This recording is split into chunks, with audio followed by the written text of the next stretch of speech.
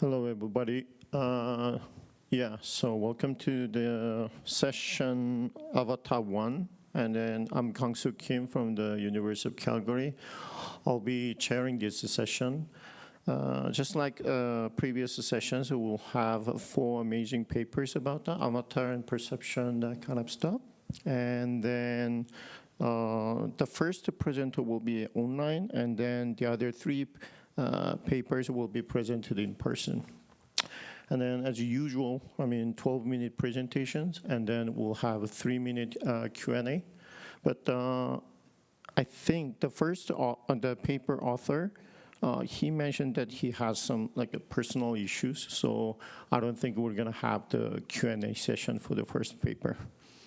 And yeah, time is precious, so without further ado, maybe we can just start.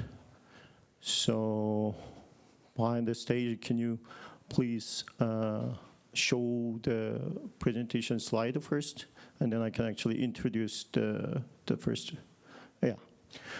So the first paper is, the title is a HumanCoser, layered 3D human generation via Semantic-Aware diffusion model. And then the authors are Wang and Jian, Ruizhi, Shao, Qiao, Feng, and Yu-kun and Kun from Tianjin University and Changzhou Institute of Technology and Tsinghua University and Cardiff University.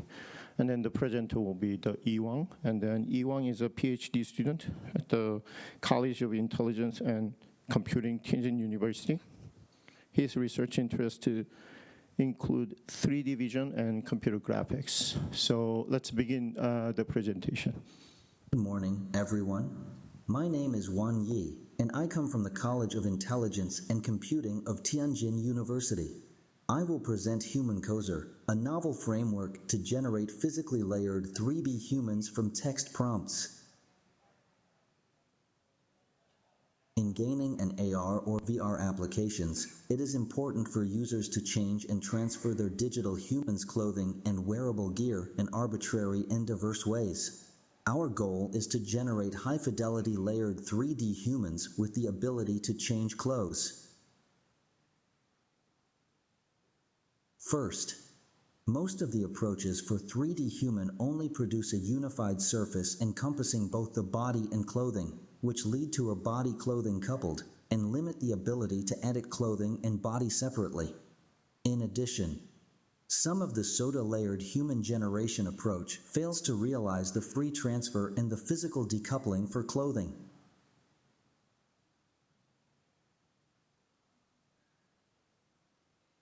The work in the previous row are coupled generation methods.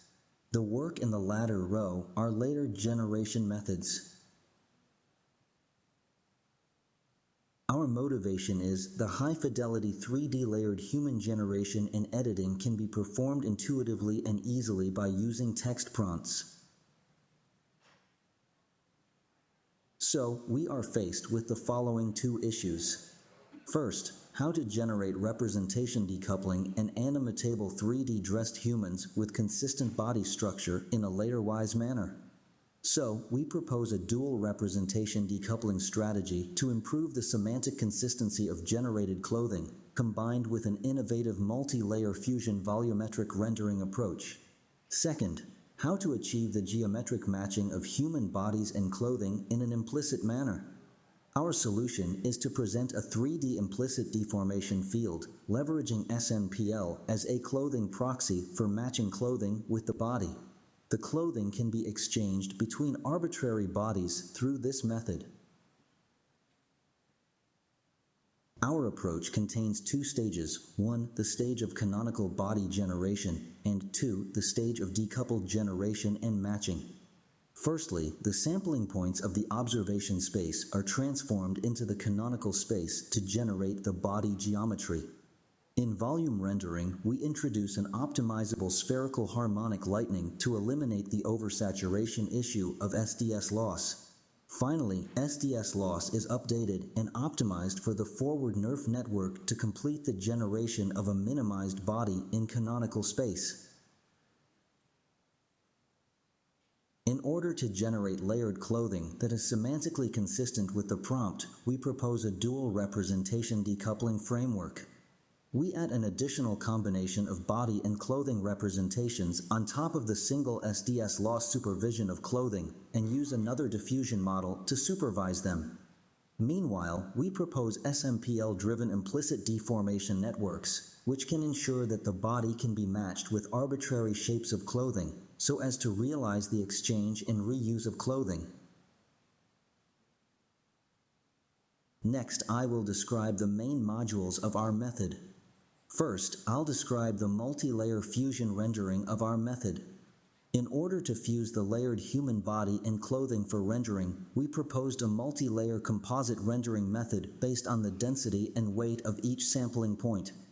We extend the rendering of the nerf as shown in equation 2, where C'R is the color of each ray, Wij is the weight with the highest density in the n-layer component, and Cij is the corresponding color. By ordering the semantic weights of the n-layer components, the multi-layer humans are finally rendered combinatorially. Secondly, I'll explain the dual representation decoupling framework, DRD, of our method.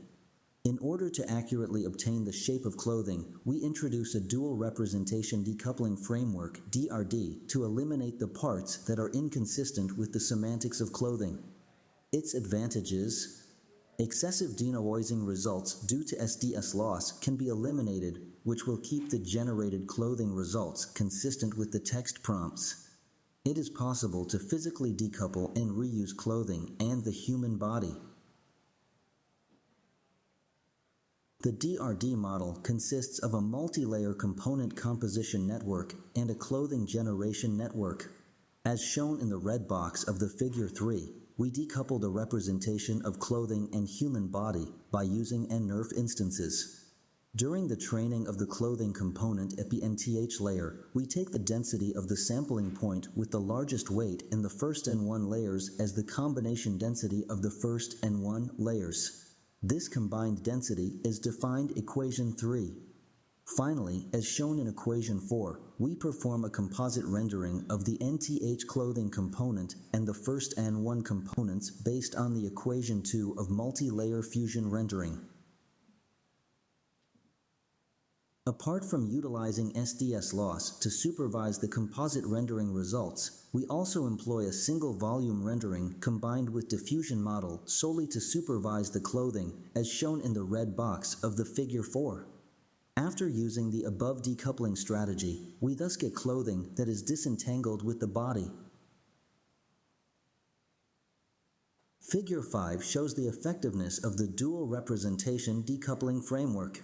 Our findings indicate only utilizing a single SDS loss alongside a single volumetric rendering fails to accurately decouple the clothing from the human body and may result in incorrect clothing shapes as shown in the red box above. In order to perform fine deformation of the clothing shape to fit the body, we introduce the SMPL-driven implicit deformation network, SIDNet. Given the body SMPL parameters beta, theta, we render a mesh proxy of the body as a binary mask. At the same time, we render a mesh's proxy of the clothing as binary mask images where we use the SMPL model, excluding vertices of the head, hands, and feet. Then, since the body masks should be within the region where the proxy of clothing and the clothing rendered by nerf are merged, we perform the optimization using the loss function 9. Finally, our method calculates the geometric deviation between the clothing and the human body and use the pounds linear blend skinning to drive the implicit field of the clothing to match the human body. Equations 10, 11 are the corresponding the pounds equations. This is the effectiveness of implicitly deformed modules. As shown above, the clothing can adaptively match different shapes of body by our method, including even extreme body shapes, for example, the super fat woman. In the following, I will show the quantitative and qualitative results of our work. This figure 9 shows the decoupled generation result of human body and clothing by our method. Here, we provide a comparison between our method and the HumanLif for layered 3D human generation. Our approach can generate bodies and clothing in a layered manner, and the generated clothing can be matched to different shapes of the human body by fine-tuning the deformation module. In addition, comparing to HumanLif, our approach also exchanges clothing between human bodies with different people without retraining the network. Figure 11 shows that our method has better generation quality, even in coupled generation mode. Table 1 show the quantitative comparisons with non-layered and layered methods by FID and clip score metrics. And Figure 12 show the quantitative comparisons with non-layered and layered methods user preferences metrics. From Table 1 and Figure 12, we can see that our method has better generation quality and text alignment than the comparison methods. Table 2 quantitatively compares our approach with the non-layered and layered methods through user study. Our method achieves optimal scores across all three metrics, indicating superior generative quality for geometry and texture based on text inputs. As shown in Fig 13, by incorporating additional SDS to supervise the combined results of the human body and the clothing, which enables the elimination of redundant non-clothing parts and maintains semantic consistency with the clothing. And, as shown above, our SIDNet can optimize the SMPL proxy model of the clothing to deform the implicit field of the clothing to match the body by calculating the shape deviation loss between the clothing and the body. Figure 15 illustrates that integrating spherical harmonic lighting enables the human model to achieve the correct coloration and a smoother visual effect. Finally, I present the related applications of our method. Since our method allows clothing to adaptively match different shapes of the human body, it can be easily applied to virtual try-ons in game dressing and so on. In addition, ours method learns a generalizable density-weighted network, which refines the SMPL-based pose deformations and supports SMPL-driven animations in complex poses without additional training. Finally, I will summarize our work. We propose a layered 3D human generation framework with a multi-layer representation decoupling method. We propose a dual representation decoupling strategy to improve the semantic consistency of generated clothing, combined with an innovative multi-layer fusion volumetric rendering approach. We propose a 3D implicit deformation method based on SMPL vertex prediction to achieve the geometric matching of human bodies and clothing in an implicit manner. Thanks for your attention. Okay, let's give a big round of applause because there is no authors, but anyway. Okay, thanks a lot. And then, while she's preparing the next paper, so maybe I can just introduce the title and then presenters while she's preparing. So next paper, the title is about the influence of emotion-based prioritized facial expressions on social presence in avatar-mediated remote communication. And then the authors are Seoyoung Kang, Song, Boram Yoon, Kangsoo Kim, and Woontack Woo. And then the presenter will be Seoyoung Kang. And then Seoyoung Kang is a PhD candidate at KAIST UVR lab, studying avatar-mediated XR remote communication and empathic computing for AR, VR. Let's give a big hand. And then, stage is yours. Good afternoon, everyone. I'm Seoyoung Kang from KAIST, and I'm happy to present our research on the influence of emotion-based prioritized facial expressions on social presence in avatar-mediated communication. This work is a collaboration with my wonderful colleagues, Seoyoung, Boram, Yoon, Kangsoo, and Woontack. So here's an overview of what I'll be discussing today, and let's get started. So let's begin with the motivation and background. So advancement in AR, VR have transformed the way we communicate remotely, enabling us to interact with realistic avatar and convey essential nonverbal cues like facial expressions. The demand for a realistic and expressive avatar is increasing, especially in telepresence applications. Not only in the academia, but also in the industry, Meta, Google, and many companies are leading and developing avatar-mediated communication systems. With the importance of facial expressions in effective communication, significant research has focused on capturing human facial expressions and reflecting them into the avatar. However, there are some technical challenges capturing human facial expressions using the devices and reflecting them to the avatar, such as tracking accuracy, facial data loss, streaming latency, and these are often dependent on the user's diverse computational context. And this is critical since they directly affect how avatars display the facial expressions and impacting the overall user experience.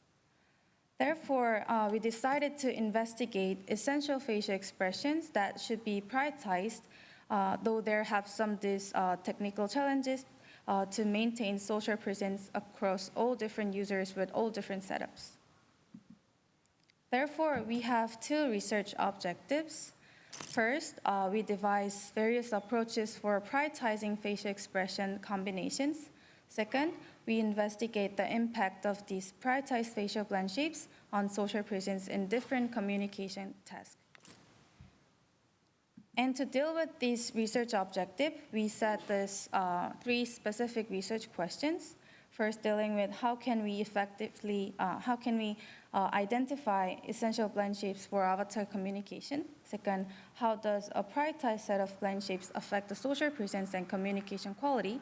Lastly, how do the test scenario affect these results? So we conducted a main experiment with the independent variable, blend shape conditions, and test type. So for our measure, we used social presence adopted from Harms and Bioka, and this scale measures with 5 subscales: co-presence, attentional allocation, perceived message understanding and affective understanding, and emotional interdependence. And we'll see more in detail in the following slides. So first, let's see how we decided to prioritize the facial blend shapes. So first, the baseline condition includes 10 essential blend shapes that are included in all conditions. This is a minimum set needed for the basic communication, such as mouth movements to open, close, to speak, and eye blinking. The second condition prioritizes blend shapes that are frequently activated during the conversation.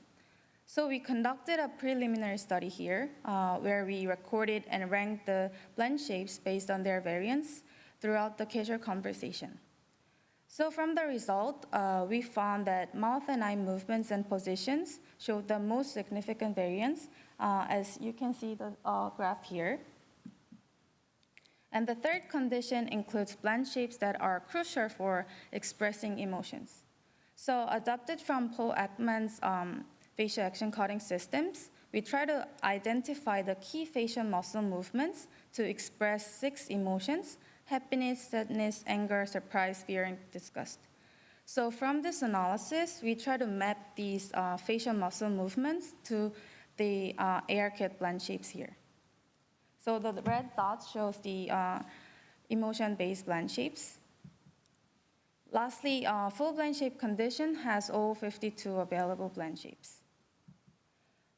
And for the task, we have 2 different tasks in the experiment. So in informative speech, the avatar delivered a 1-minute speech on environmental issues such as climate change, air pollution, water pollution, and waste disposal. And in emotional conversation, the avatar shared personal stories for 1 minute, covering a wide range of emotions, including happiness, fear, anger, and sadness. And for the reminder, for our measures, we used on social presence, communication quality, facial animation realism, synchrony of communication cues. And these are our hypotheses. So from hypothesis 1 to hypothesis 4, we hypothesized that conditions with emotion-based blend shapes, which are emotion-based and full blend shape, will show higher ratings than the conditions without the emotion-based ones. And the hypothesis 5 hypothesized that there will be an interaction effect between blend shape condition and the test type. So from now on, we will briefly overview the experimental setup. So for avatar creation, we used an actor to control these conditions. So using a predefined scripts and facial expressions, we try to record the actor's facial expressions and voices using Apple Kit, which provides 52 available blend shapes.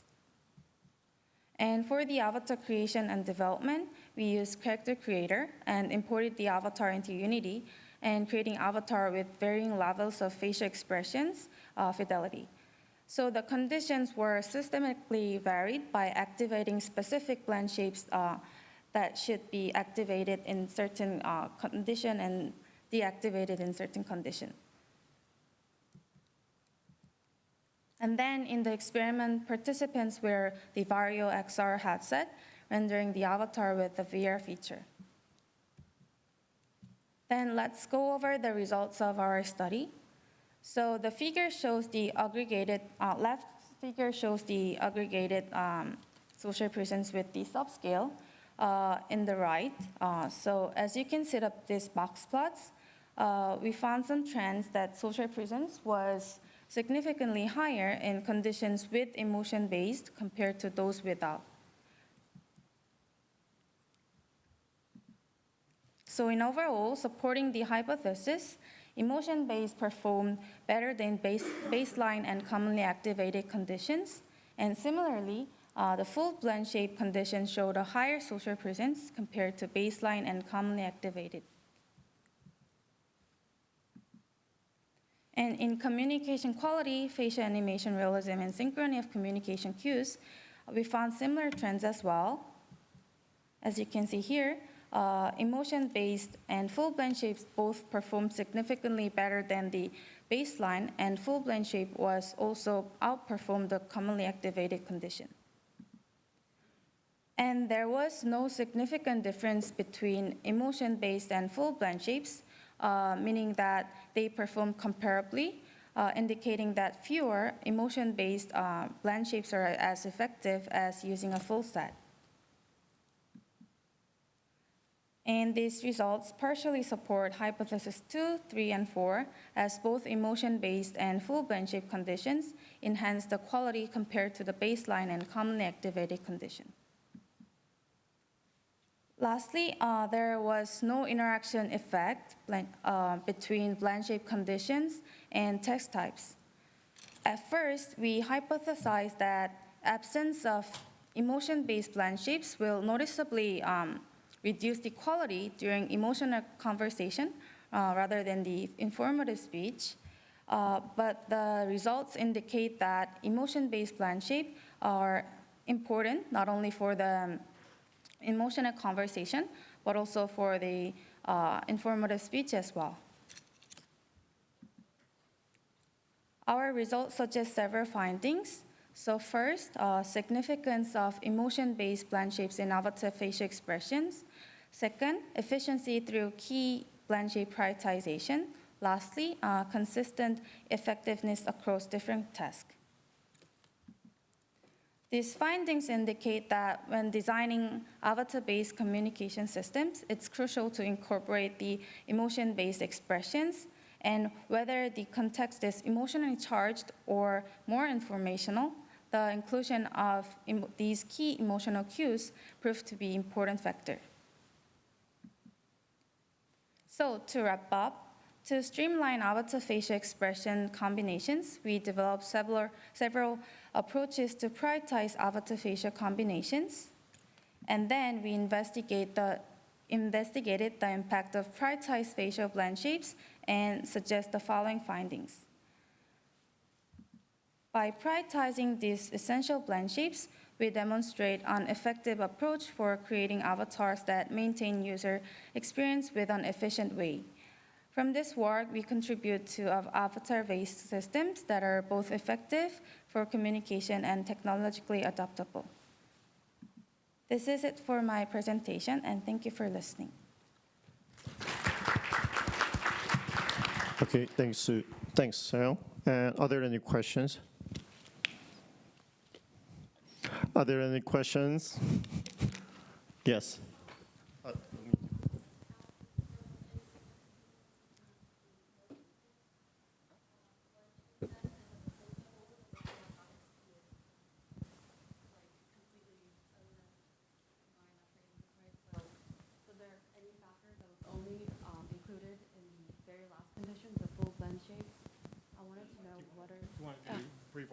Might just hear a little better.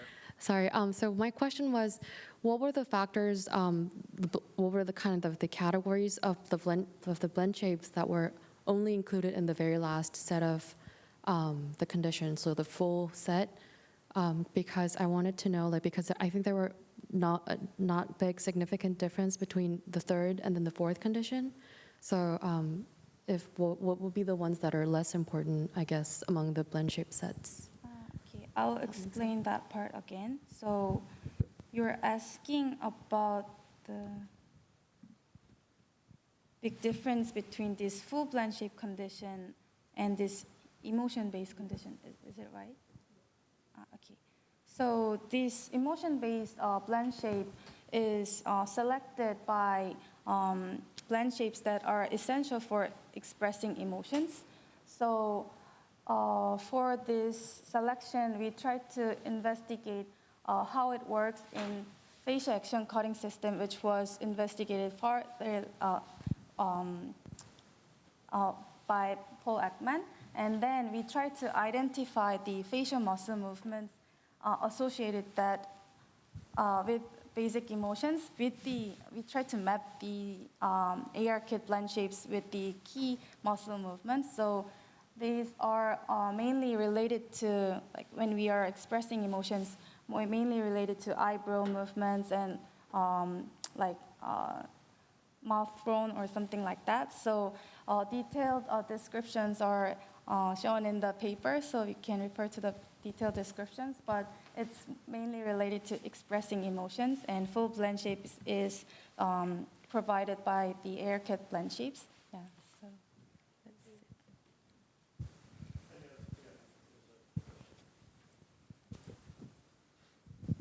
it. Thank you for the nice presentation. So for the emotion-based selection of the facial action units, in your paper you mentioned you selected them based on the theoretical choice. How would you consider in the future that that could reflect personal differences and cultural differences? Is there any plan or idea how would you expand your research in the future, please? Thank you. Yes, actually culture diversity, I mean like Western culture and Eastern culture, they express differently. And actually in our group, we did study with the Asian group. So expressing emotions could be less expressive than the Western culture. But in here, we try to make the conditions essential for expressing emotions that when we are expressing emotions, there are some facial muscle movements to really important to express the emotions. So we included that part in this combination. But in the future research, and we also described in the paper that that cultural diversity is really important in terms of studying this facial expression thing and emotion thing. So we will cover that parts as well in the future work. Thank you. Okay, so let's wrap this up. This paper for now, and then thankfully she's gonna present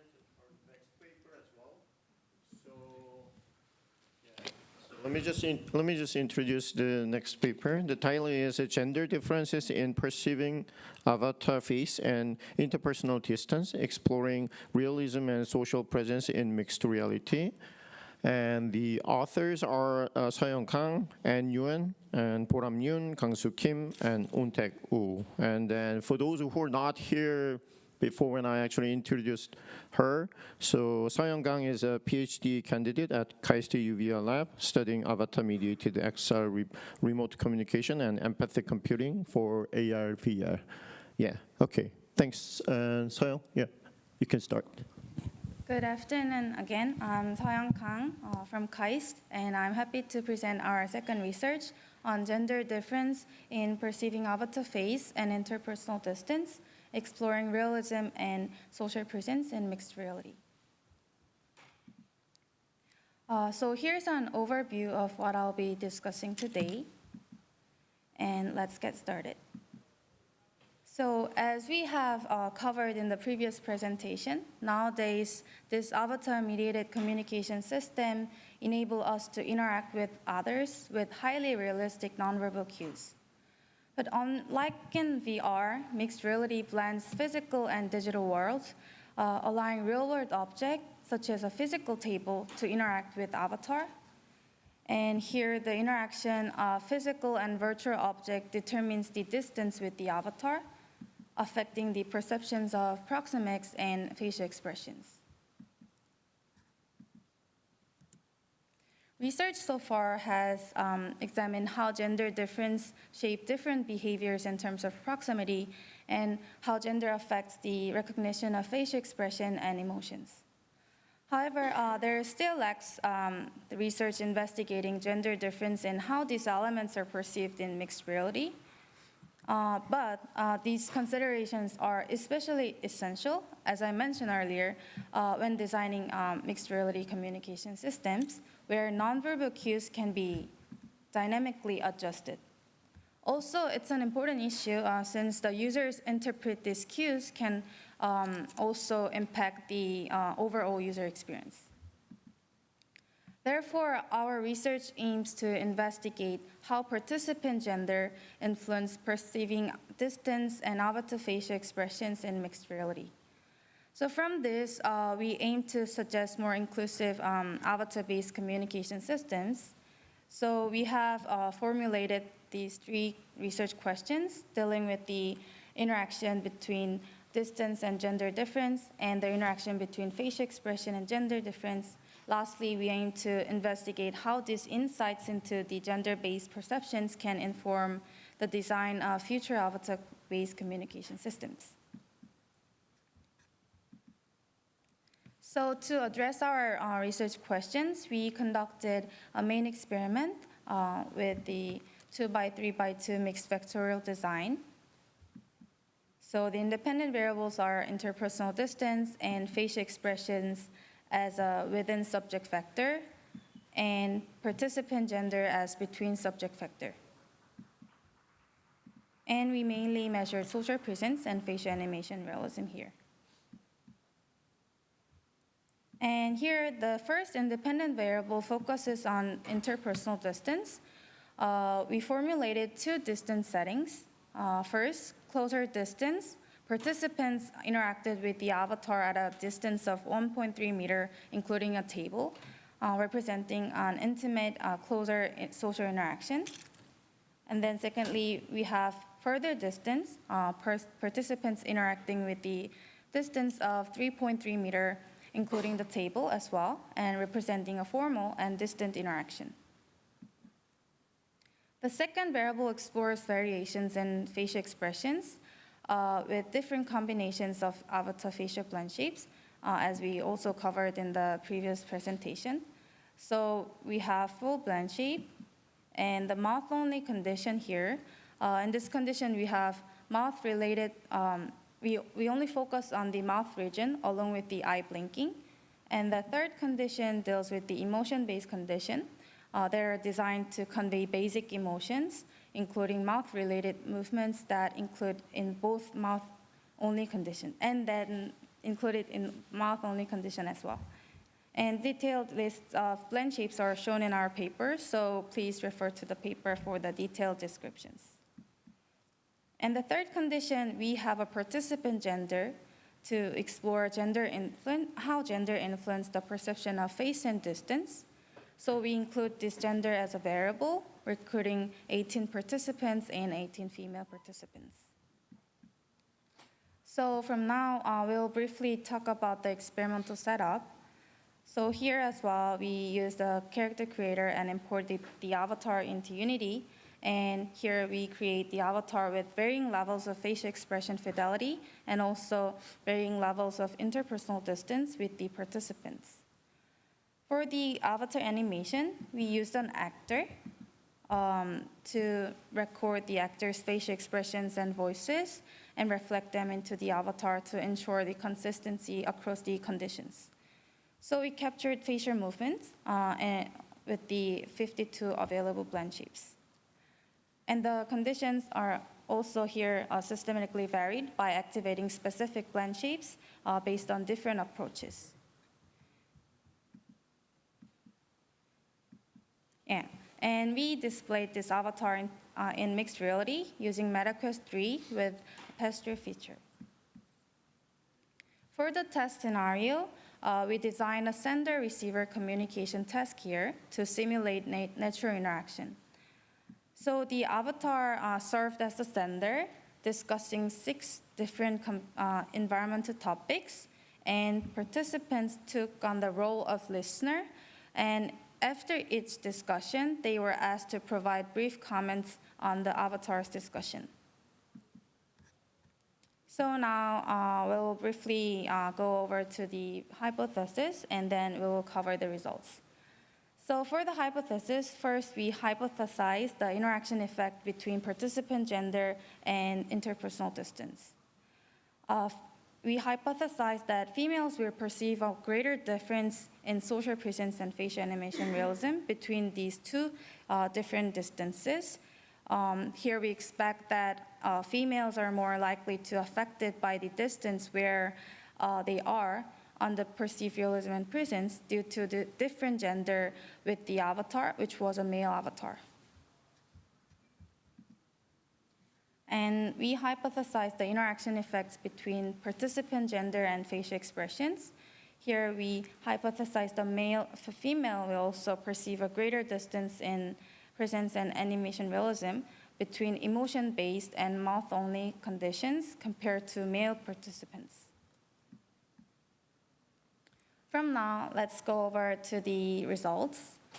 So due to the time limit, please refer to the paper for the detailed results. So I will try to cover main results and findings. So first of all, there was a significant interaction between distance and gender on several important measures: facial animation realism, co-presence, perceived message understanding, and perceived affective understanding. So from the analysis, we found that females, colored with the orange line, showed a greater difference between 2 different distances, closer and further, compared to males. Also, as you can see this plot here, the trends suggest that female participants may feel more realism, co-presence, and perceive more clarity in communication where there is a greater distance. On the other hand, for male participants, the trend was opposite. Their ratings for all 4 measures were consistently higher when the avatar was at a closer distance, and this could be due to the avatar gender as well, which was a male character with a masculine feature, coming from the opposite gender avatar with the participant. And there was a significant interaction between face and gender as well. Here, the analysis showed that the females showed a greater difference in co-presence and message understanding between mouth-only and emotion-based conditions compared to male participants. This suggests that females are more affected by variations in facial expressions, particularly between mouth-only and emotion-based, but males appeared less affected by these differences. So showing the trends here as well, females reported lower levels of ratings in mouth-only condition compared to emotion-based condition, which was not reported by male participants. And there was interaction effect between face and gender on behavior interdependence as well. And the analysis suggests that the difference between the full blend shape and emotion-based condition varies between females and males, and male participants demonstrating a greater difference, which was not shown in female participants. We also found three-way interaction between gender, distance, and face on co-presence and perceived behavior interdependence.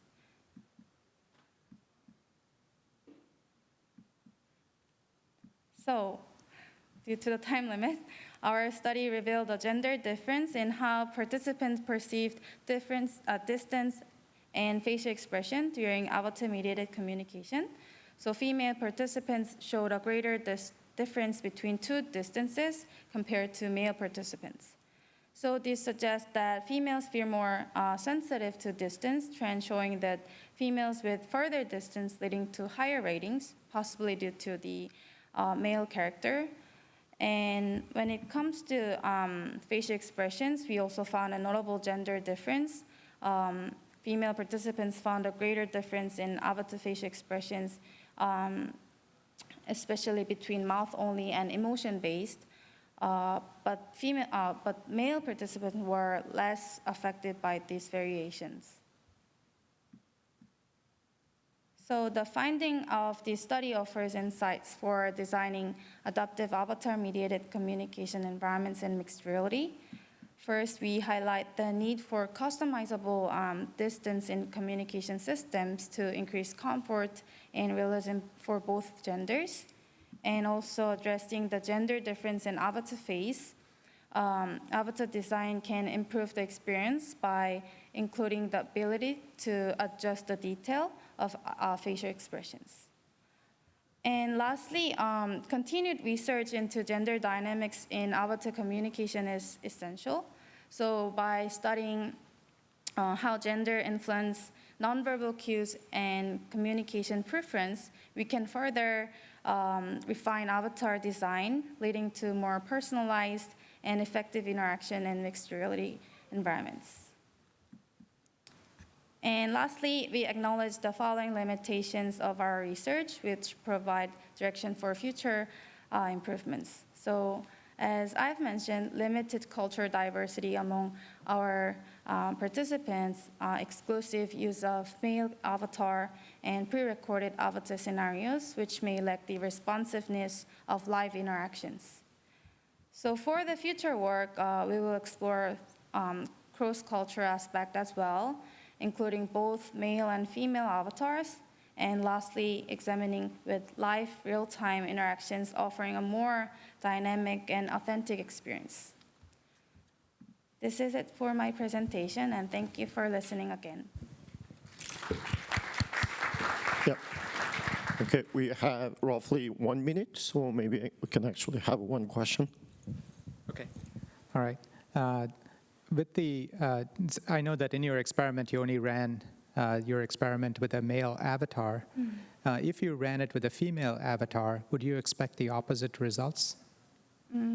Between, in terms of affect understanding and social presence and all those measures? Where you showed a interaction between male and female users towards the male avatar. Would you expect the opposite if you had a female avatar?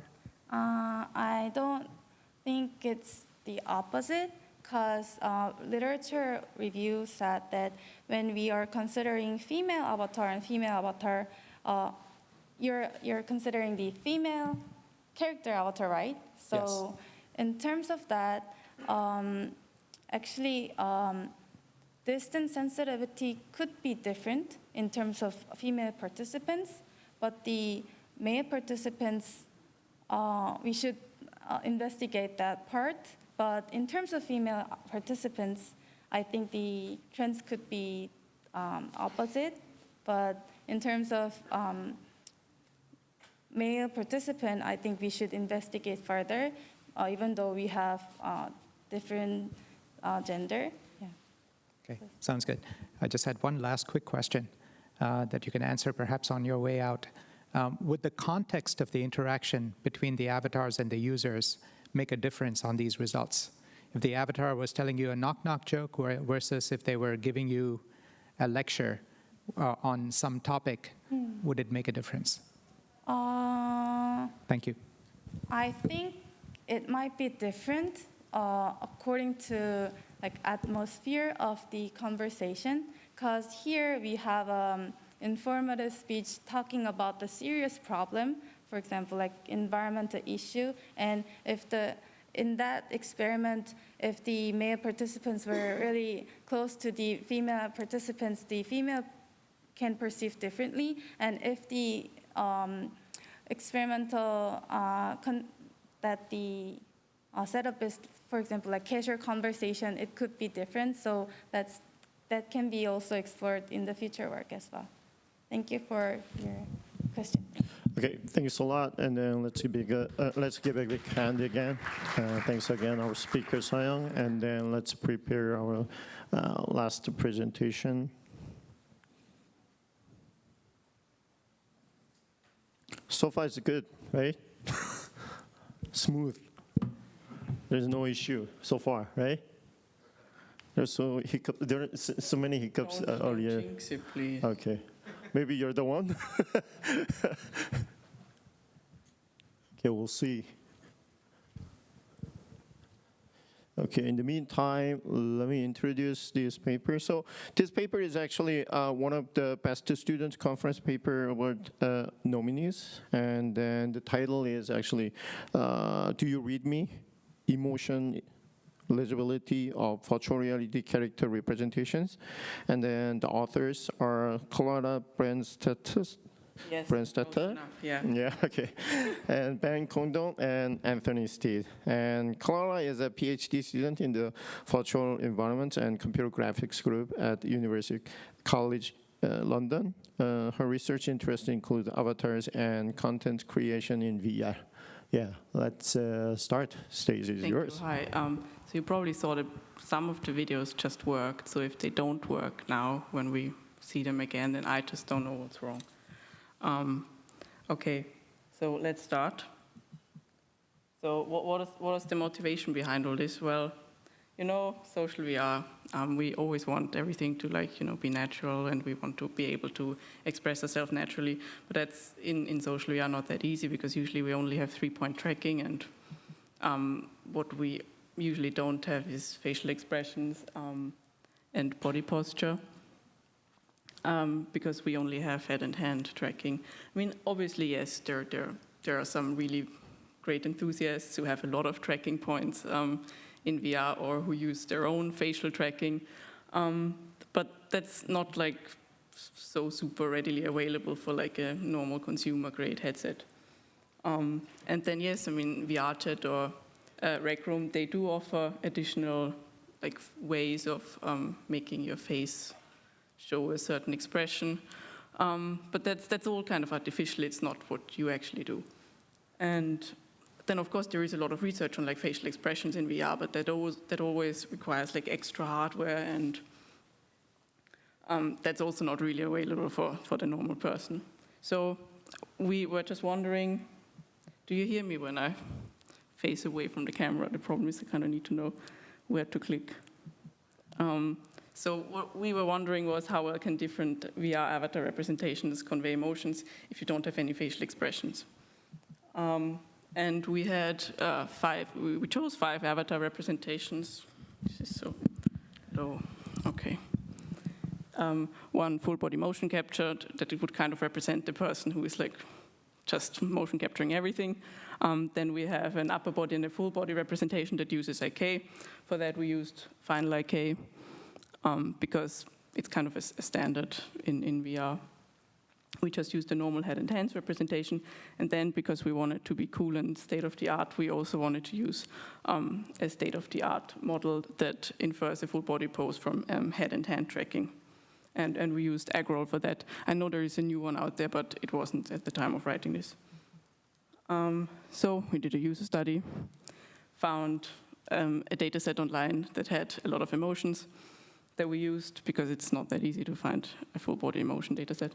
And the 6 emotions that we had were anger, disgust, fear, happiness, sadness, and surprise. And then we ran a pre-study where we first just used 120 videos of the full body motion captured representation, just to see how easy are these emotions actually to guess, because we didn't want to give people emotions that nobody would ever guess in any representation, or some that are so easy that there is no point in comparing. So we selected in the end videos between 85 and 65% accuracy for our main study.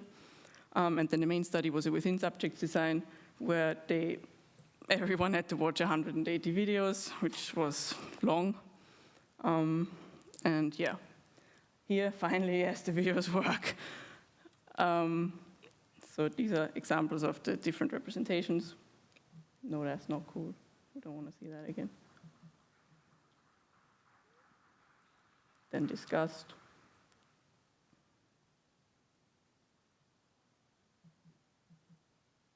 I always have to click 3 times before I can go to the next slide.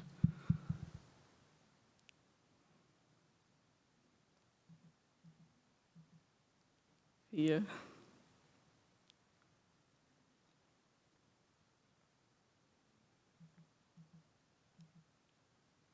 Sadness.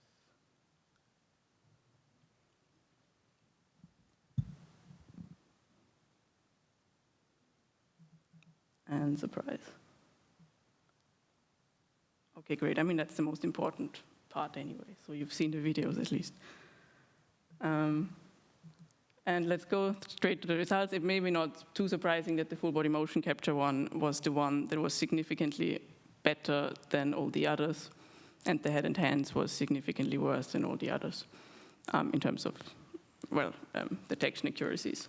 So interestingly, the full body IK, the upper body IK, and the egg roll were all kind of the same, which I thought that at least maybe the egg roll would be better, because it is like really fancy and state of the art, and IK is really not that great, but they still were kind of the same. And as I said, it was the same input for IK and deep learning, so it was head and hands, and then the rest of the body was just computed by something, algorithm or whatever. And so interestingly, showing only the head and the hands, which is the true information that you get, was much worse than just adding body parts to it. So it seems like that some sort of visual continuity is really quite helpful in understanding what emotion is represented. Also interestingly, the upper body was kind of the same as the full body representations, which I guess if you try and read emotions, you're probably not looking at the feet, so it makes sense that maybe people just look at the upper body more. But it could also be that maybe the legs are distracting, especially when they're not really accurately animated, then they might just not really help when expressing emotions. And so with Agro, we thought they did really good upper body motions, but they really had problems with animating the legs. The feet were sliding a lot, and often there wasn't much leg movement at all. And so that is interesting because it was trained on the mass data set, which is like this massive data set where they have all kinds of motions. Most of these motions are very active and very sporty, and people are running. Well, who is running in VR? Not that many people. And also, in social VR, stuff is a bit more stationary. Like you talk, like I talk, and I move my upper body, but I don't really move my legs. So maybe that was the problem. And also these locomotion tasks, the way that Amas has trained them, they're quite different. Like you usually look where you're walking, but when you're gesticulating, when you're talking, you don't necessarily look where your whole body is aligned with. So that's also different. So we were kind of asking ourselves, like, is it useful for social VR applications to use models that are trained on data sets, such as Amas, for instance, because it might not actually have the right data for it. And maybe more stationary data would be better, and with more expressive upper body motions. I mean, there are data sets out there that have emotion data, but they're often like only for the face or a part of the body, or they are in video, and it's just not that helpful. Yes, we also asked them how much they liked the representations, how difficult they were. But yeah, the differences between the representations are rather small. Obviously, the motion captured one was better. The head and hands were not that great. But I don't know, it's not so important. It's all subjective anyways. Some other findings that I thought were interesting is that, for instance, motions associated with happiness had the lowest accuracies for all representations, and they were very often confused with anger. So on the right, you see what the accuracy was for happiness, and then you also see what the participants confused it with. And for instance, for the head and hands, it was actually more often classified as anger than being happiness. And that's quite interesting, because I guess motions of happiness are very energetic and fast, and motions of anger can also be very energetic and fast. And I think when you have only head and hands, you might just lose this continuity that I was talking about before. And so all you're left with is just some very staccato motions that might just be interpreted as being something negative. Also, for the fear emotion, the full body IK and the full body motion capture, they had kind of the same accuracies. And so I was looking at this and was thinking, the IK animations, they're very hectic, and this could just be kind of more beneficial for emotions like fear. So maybe also worth thinking about that maybe some representations, they just favor some emotions a bit better than others. And of course, there are countless limitations to this work. Here just a few. We didn't have any face or finger animations because the dataset just didn't have it, which is another reason why it would be great if there were datasets like that. Then of course, we just had a specific set of emotions. I'm not saying that full body can distinguish anger better than upper body, because this can be different and everybody perceives emotions differently. But we were just trying to kind of find a way to see how well can certain representations express emotions. Of course, the character wasn't that beautiful either. And like I said, there are more advanced models out there. It's a very fast-moving field. Maybe something would work better now. Can I go to, oh yeah. So basically takeaways, as I said already, visual continuity aids emotion legibility. The algorithmically unrealistically animated legs might not actually be helpful and could convey misleading information. And deep learning representations will probably benefit from datasets that are more stationary, maybe more focused on expressive upper body movements, especially if it's for social VR. Yeah, and thank you, that's it. Are there any questions? Sorry, I'll ask a question first and then there's more in the mic back, sorry. Yeah, I thought the study was very interesting. One question I had is, obviously the animations of the emotions are they're very animated, right? Very exaggerated. Yes. Yes, and I understand from a study perspective, why that might be, why we go this way, but I guess I'm kind of curious, when we are in social VR, I guess the emotions that we do exhibit, do we tend to exhibit in such a exaggerated way? And if not, what would be sort of what do we do instead in social VR to make our emotions more known then? This is a very good question, because I often think all these data sets we have, they are made for purposes that are actually not VR at all. So I think that people learn to express themselves differently in VR when they know what other people see of them. So I think it might not be wrong to make data sets that are specifically for VR, that are maybe really expressive, and only have the information available that you have in VR. So yeah. Okay, perfect, thanks. Was there anybody want to ask a question?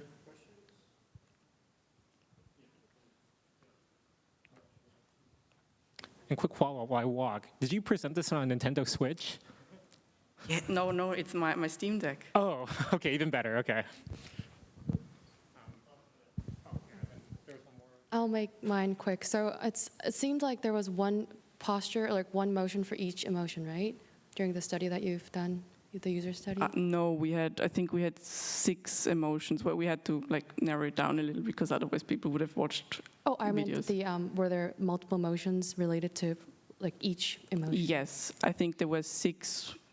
Oh, for each? 6 for each emotion. I think we okay. had 6 videos of different. Oh, okay. I was also questioning, like, similar to emojis that we use online, for example, like we have certain sets of emojis that we use for each emotion. Do you think there's any potential for, like, probably for the VR scene, we can, you guys can define or like encourage users to use certain emotions to convey certain emotions? And that might be different from what we use in real life.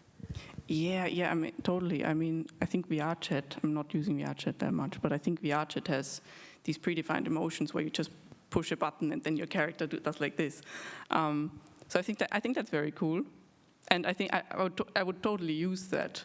And I'm not saying, and this would probably help, right? Like if anyone saw, if I played an angry emotion with the body, but then did this, then everybody would say that was happiness.